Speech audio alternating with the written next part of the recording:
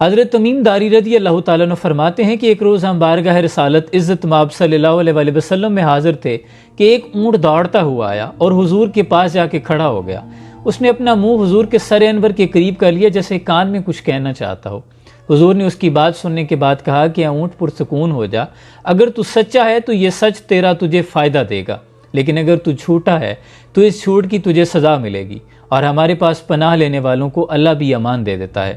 جو ہمارے پاس پناہ لے لیتا ہے کبھی نامراد نہیں رہتا۔ صحابہ عرض کرتے ہیں یا رسول اللہ صلی اللہ علیہ وآلہ وسلم اونٹ کیا کہتا ہے؟ جس پر حضور نے فرمایا اس نے اپنے مالک کی شکایت کی ہے، یہ کہتا ہے کہ اس کے مالک اسے کاٹ کر کھانے کا ارادہ رکھتے ہیں۔ ابھی صحابہ سے گفتگو جاری تھی کہ کچھ لوگ دوڑتے ہوئے آئے، وہ اونٹ کے مالک تھے۔ کہنے لگے یا رسول اللہ صلی اللہ علیہ وآلہ وسلم یہ اونٹ 2 دن سے ہمارے پاس سے بھاگا ہوا ہے، آج آپ کے پاس ملا ہے۔ تو حضور نے فرمایا اس نے تمہاری شکایت کی ہے، یہ کہتا ہے کہ جب یہ جوان تھا موسم گرما آتا تو تم گرم علاقوں کو چھوڑ کر سرد علاقوں کی طرف سفر کیا کرتے، چراگاہوں کی طرف سفر کرتے، اس پہ سوار ہوتے، اس پہ سامان لاتے۔ جب موسم سرما آتا تو تم گرم علاقوں کا رخ کیا کرتے، اس پہ سوار ہوتے، تم اس سے فائدہ لیتے رہے، لیکن آج جب یہ اس خستہ حالی کو پہنچ گیا ہے کہ بوڑھا ہو گیا ہے تو تم اسے کاٹ کر کھانے کا ارادہ رکھتے ہو۔ وہ عرض کرتے ہیں یا رسول اللہ صلی اللہ علیہ وآلہ وسلم اللہ کی قسم آپ نے بالکل سچ فرمایا ہے۔ تو آپ نے فرمایا کیا کسی اچھے خدمتگار کی اپنے مالکوں کی طرف سے یہی اچھی جزا بنتی ہے؟ تو اس پر انہوں نے کہا کہ حضور معاف کر دیجئے، اب ہم نہ اسے بیچیں گے اور نہ ہی اسے کھائیں گے۔ اس کے بعد حضور نے 100 درہم کے عوض اس اونٹ کو خرید لیا اور کہا کہ جاؤ آج سے اللہ کی رضا کی خاطر تم آزاد ہو۔ اونٹ نے دوبارہ حضور کے سر انور کے قریب اپنا منہ کیا اور کچھ کہنے لگا، حضور نے فرمایا آمین۔ دوسری مرتبہ پھر اس نے کچھ کہا، حضور نے فرمایا آمین۔ پھر تیسری مرتبہ کچھ کہا، حضور نے فرمایا آمین۔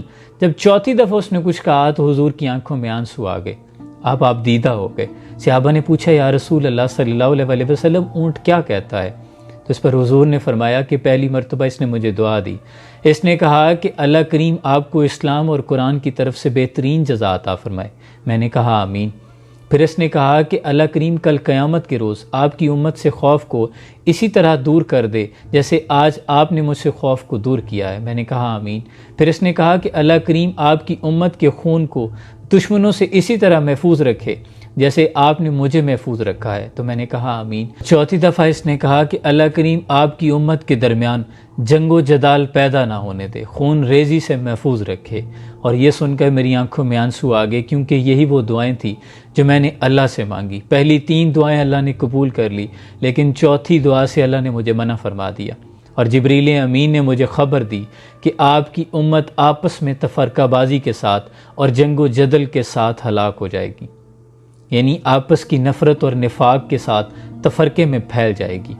دیکھیں میرے عزیز، حضور اکرم صلی اللہ علیہ وآلہ وسلم کی وہ دعا آج حقیقت بن رہی ہے۔ مسلمان کے خون کا پیاسا ہے، نفسا نفسی کا عالم ہے۔ ہم اپنے ذاتی مفادات کی خاطر کسی دوسرے کو دھوکہ دینے سے، قتل کرنے سے گریز نہیں کرتے۔ اس میں ہمارے لیے سبق یہ ہے کہ ہم آپس میں تفرقہ نہ پھیلائیں، مسلمان ایک جان ہو کر رہیں۔